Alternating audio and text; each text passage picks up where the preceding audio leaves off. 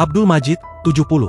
Seorang pensiunan Babinsa TNI Kodim 1402 Polman ditemukan tewas di kediamannya di lingkungan Talumung, Kelurahan Tande Timur, Kecamatan Banggai Timur, Kabupaten Majene pada Rabu, 29 Januari 2025, sekitar pukul 15 waktu Indonesia Tengah.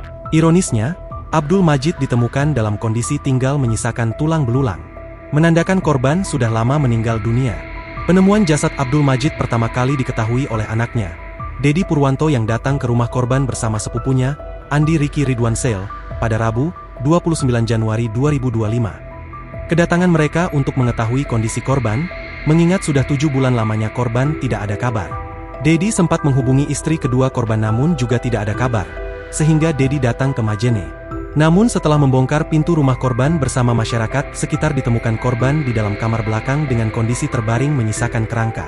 Selanjutnya anak korban melaporkan kejadian tersebut kepada Kepala Lingkungan dan Kepolisian Polres Majene.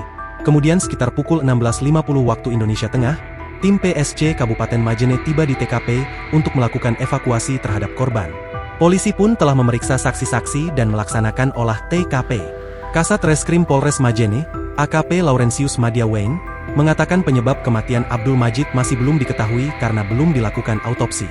Resmob Polres Majene tengah mencari keberadaan istri korban untuk dimintai keterangan lebih lanjut, ujar Laurentius. Saat ini, tim identifikasi Polres Majene masih menunggu kehadiran dokter untuk melakukan visum luar guna mengetahui lebih lanjut penyebab kematian korban. Kami masih akan melaksanakan penyelidikan lebih lanjut, masih terus dilakukan oleh pihak kepolisian guna mengungkap fakta di balik kejadian ini, ujarnya.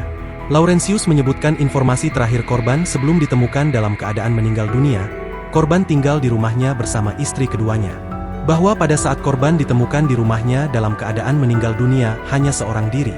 Korban 7 bulan yang lalu sedang sakit stroke dan dirawat oleh istri muda, pungkas Laurentius.